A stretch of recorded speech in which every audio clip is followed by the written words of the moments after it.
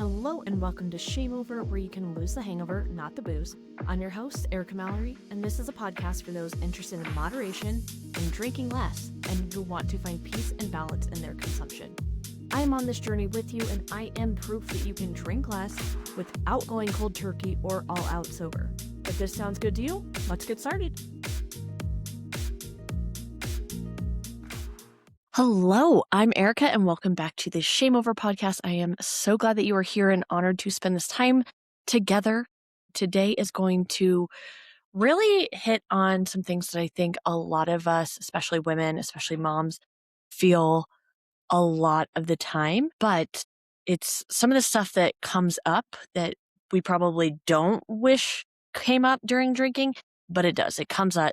It comes out. It's part of the reason why we probably have issues with drinking, or why some of our family members might not love our drinking. But it's also, we're going to dig into the weeds with that. So let's get started. So recently we call it fireside, but we were talking about some of the behavior that comes out when we're drinking. And for some of us, it might be irrational, or, like once you're on your third or whatever that number looks like to you.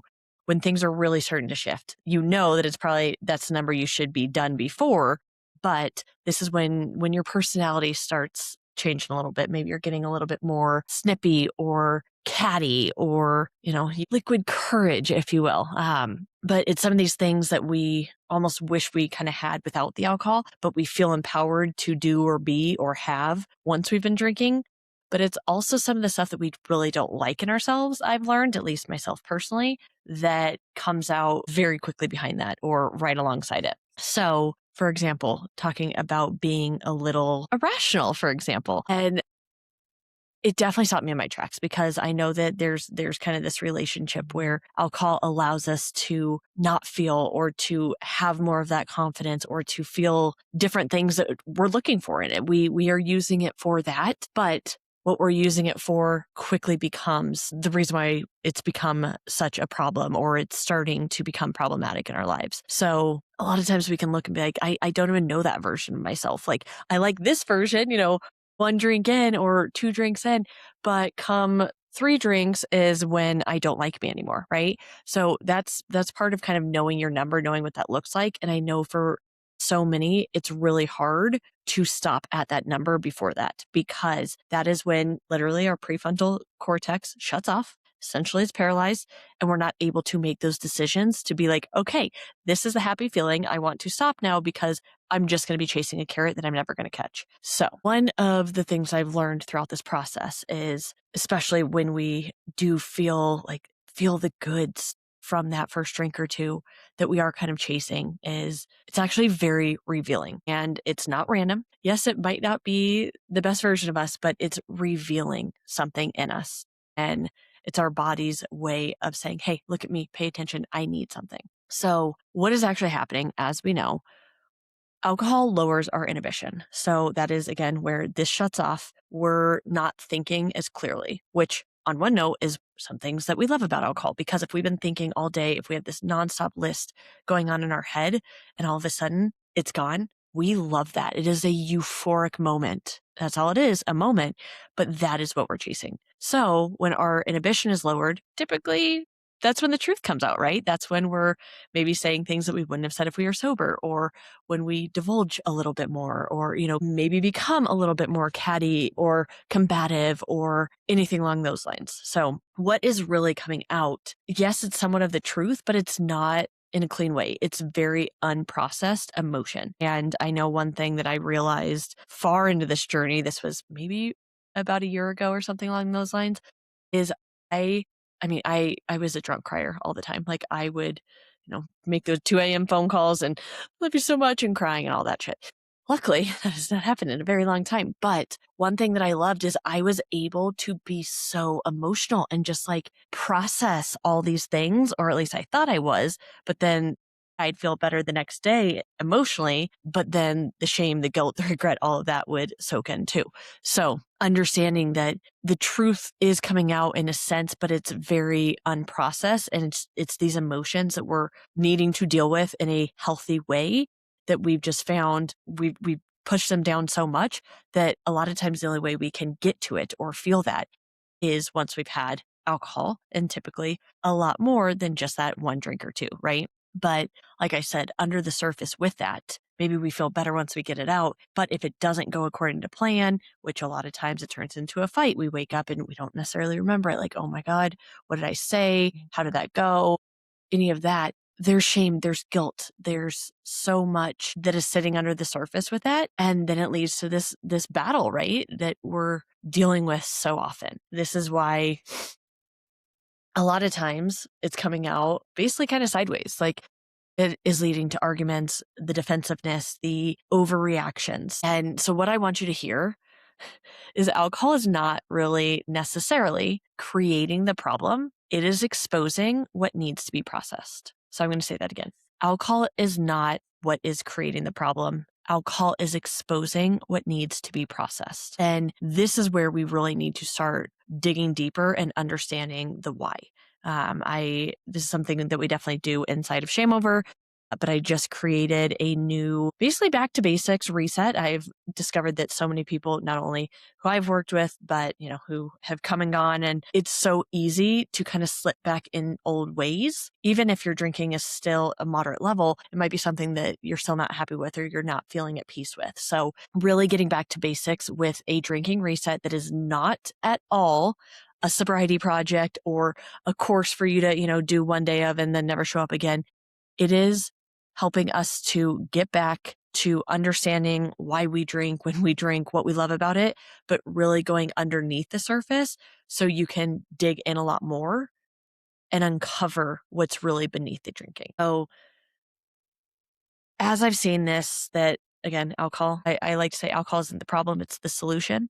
It absolutely is. But what is it exposing? What needs to be processed? Typically it's feelings and emotions and all these things that lead to us lashing out or lead to the resentment, lead to the passive aggressive nature, lead to the bad moods, lead to the not sleeping well, all of that.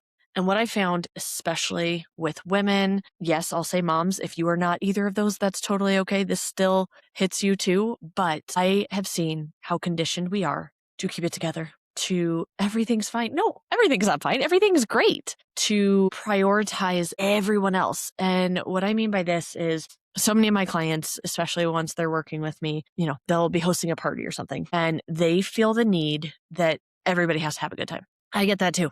Used to be the same way. This is not helpful at all because you are responsible for you and you only. Everybody else is responsible for them and them only. If you're hosting, yes, your job is to provide options, to provide people there to, hopefully have communications with each other. Maybe it's music, maybe it's games, maybe it's whatever.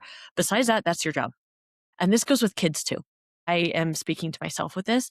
It is not our job to make sure our kids are having fun. And I can get in there so much and do this and try to encourage this. And the way that they're going to learn is by watching me, by watching others. I can tell them to do something all day long and it's not going to land. It is, what are they seeing as they're watching us, right? And that is not me like, oh, go play. And then I'm scrolling on my phone the whole time they're playing. Yes, it's a way for me to check out, to get a moment. I need those. And I'm not saying I'm not going to stop doing that. I definitely do. But what are they seeing from me more often than not? Is it that? Or is it me actually teaching them how to play, how to have fun, how to be responsible for themselves?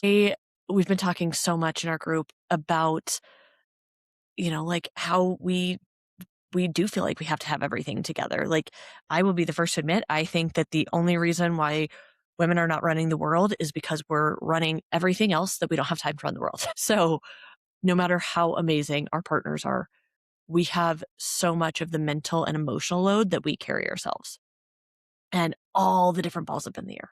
And most of us, especially I'll say, I was raised very white neighborhood, middle class, and it was a very leave it to beaver energy in a sense of like, everything's great. Like everything's fine. Yep. All is good here. And I'm not blaming anyone for that. That is simply how my parents were raised and their parents and, generationally. And I have seen what a disservice that is. Well, hopefully maybe get into that a little bit later. But it's such a disservice in the fact that when things aren't okay, you internalize that something's wrong with me because everything is supposed to be okay. So what does that lead us to do?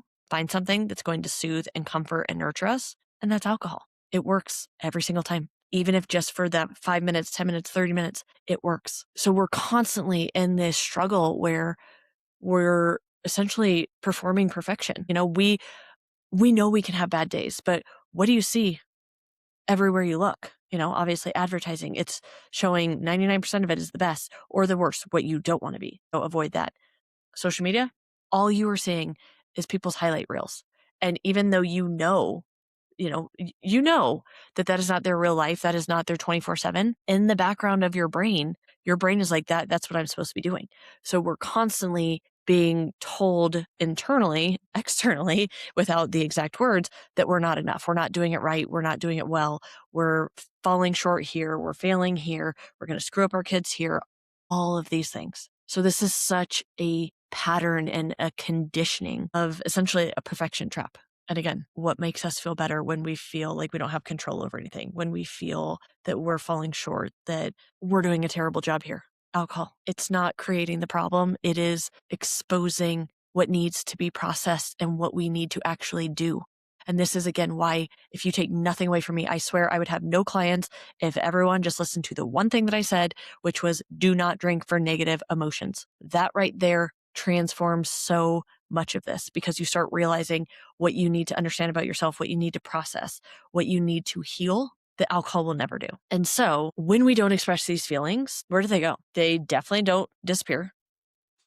They basically just wait and wait and wait until that time you drink too much and you pick a fight with your husband over nothing. Or you start being really catty and judgmental about other people. Or you start snapping at your kids and lose patience over nothing. And granted, I know it doesn't feel like nothing. The stuff that I lose my mind over feels so big in the moment. And then when I look back, I'm like, I literally don't even know what I was upset about. Like, how did it lead to that? It's not that. It's everything that led up to it beforehand. So I want you to take a second and just breathe. Just literally take 1, 2, 3 grounding breaths that really help you connect, get into your body. Focus on the exhale being longer than the inhale. That's really going to help you to calm your nervous system, to connect with yourself, to let your body know that it's safe. Because so much of this comes down to, do we feel safe internally? Do we feel safe in this exact moment? I learned recently that I think it's 4 times every second that our brain is scanning to basically tell our nervous system if we're safe. So 4 times every second that is happening.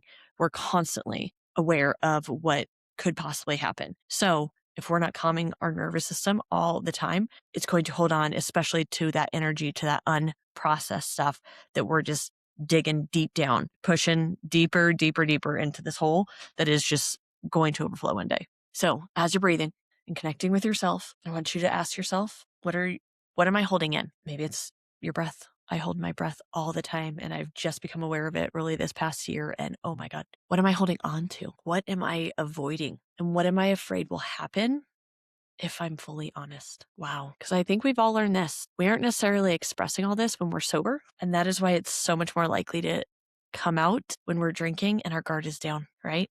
But again, it's coming out when our guard is down as unprocessed everything. So that's why it never comes out how we want it to, how we intend to. So this is where I really want you to feel this power shift, that you are not responsible for anyone but yourself. So the next time that you host a party, the next time that you go to a get together, the only person you are responsible for is yourself. If you have children, responsible that they're safe. Besides that, if they're having fun, that's not your job. That is their job to learn how to do this. Are they getting along with so-and-so? Okay, if you need to intervene in certain situations, my kids are still young. I have to do some of that. But I also have to let go, right? It is not my job to make sure everyone's having fun, to manage the vibe of everything. I do not need to manage the room. I need to be in the room. And that is what you all please, please, please take away. Don't manage the room. Just be in the room. When we're in the room and we think about it that way, we realize, like, my whole job is to be here and be intentional. If you're hosting a party, you're probably having people there that you really like and enjoy and maybe want to introduce to other people, or, it's the way that that's fun, the way it's meaningful, memorable, is with the intention and being present. It's not because you're just completely shit-faced the whole time, right? And granted, sometimes that's part of it. I get it. Used to be a big part of my life. But now I can go in those situations and I honestly have more fun when I'm not drinking or when I only have one, maybe two. Because once I have more than that, my focus shifts from the people that I'm with and my original intention of connection to, okay, I'm ready for the next drink. Okay, when can I have another one? And my whole focus subconsciously and often conscious is about drinking. So when we're stuck in this process or in this pattern, I should say, we're overgiving, right? That is just such a commonality, especially for us women. We're just constantly giving so much of ourselves, making sure everyone's having fun, having a good time. This is loaded. That's getting done. Da, da, da. This leads to us being depleted. This depletion then is, I need a drink, right? Because so many times that we've felt this depletion, drink solves the problem. There you go. So again, your brain is automatically going to connect these two and say, yes, you're feeling this way. This has helped. Go. This is also why resentment comes out so much verbally when we're drinking. Why we kind of turn into kind of this different person because we're not managing it throughout when it's actually good, healthy over time to do so. And why this is hitting so much, I guess, so close to home for me specifically is I am just so aware of the two young, beautiful babies that I'm raising that they are showing me all day long that they don't learn from what I say. They learn from what I do, how I act, what I model. So I am very, very, very happy that I am not numbing out or checking out or using alcohol to do that for me. Granted, I'm still overextending myself in other ways. I use my phone way too much to check out, to just zone out, which they feel that and they see that. And I hate that. That is one thing that I'm really focused on because I don't want them to be sucked into this device that steals everything, like their soul, their attention, their everything. And this is not about shame. This is simply awareness. So again, back to those questions. What are you holding in? What are you holding on to? What are you avoiding? And mostly, what am I afraid will happen? Because so much of our fear lives in these areas that we know it's never going to happen. It's the likelihood of that happening is slim to none. But we're trapped in that moment that one thing happened. Maybe it was when we were 5. Maybe it was in middle school. We probably don't even remember it. And our body has held onto that so long that as soon as we get this uncomfortable thing, we start kind of going back there. This is why we have to be checking in with ourselves constantly to get a pulse on where we are, what's going on, what we're holding on to, what needs to be released, and what are we afraid of? Because if we don't feel safe, then we're constantly going to be holding on these things. Our guard's going to be up. And for those listening, you're going to be turning to alcohol or food or social media or shopping or something to make yourself feel better. Because that is what you've been doing for so long, is soothing. You are soothing yourself by making yourself feel better through consumption. And this is something that so many of us are guilty of. Drinking is self-soothing. I've had a bad day, let's have a drink. It's been a stressful week, let's have a drink. Oh, we're at a funeral. We cannot be at a funeral without drinking, right? Or even a 2-year-old's birthday party. It's self-soothing. Self-soothing, another word of regulation. But this is fake regulation. It doesn't actually help our nervous system at all. It honestly just makes it worse, which I've had to learn this the hard way myself. So for so many of us, it's not that we actually want alcohol. It's that we need comfort. We need that nurturing or support. And alcohol has been the closest thing for us for such a long time. And again, our brain is the whole purpose. Well, not the whole purpose, but what our brain's number one job is to keep us safe and to conserve energy. So it's going to find a way to make us feel safe as quick and easy as possible. That doesn't mean it actually is making us safe. It's what we've taught it is making us safe. Alcohol has done that for so long. What we have to realize instead is this is just unmet needs. And this could be from a lack of emotional safety growing up or even physical safety. It could be from a lack of this feeling of being really safe and nurtured with those you love anytime in your life, even recently. It is our nervous system being so dysregulated that it doesn't know how to calm itself and get back to the base layer that we're supposed to be living at most of the time. So this whole thing that we're talking about is why I decided that I needed to create a reset for so many people. So whether you just absolutely need a reset and You're like, I need to check in with myself, whether it's been a while, whether you just want to jump into spring with a fresh start. And so you kick into summer feeling really great about yourself emotionally, physically, all that good stuff. That is what this is for. It is not just about drinking less. Like I said, it is not a sobriety thing. If you decide you want to not drink during the time, great. But this reset is more of an emotional, spiritual reset where we're going to be drinking less is the ultimate goal. But we get there through understanding and awareness and uncovering what's underneath, uncovering those limited beliefs that we have, especially around alcohol. When we can understand what's underneath, we're not fighting ourselves anymore. We're not self-sabotaging.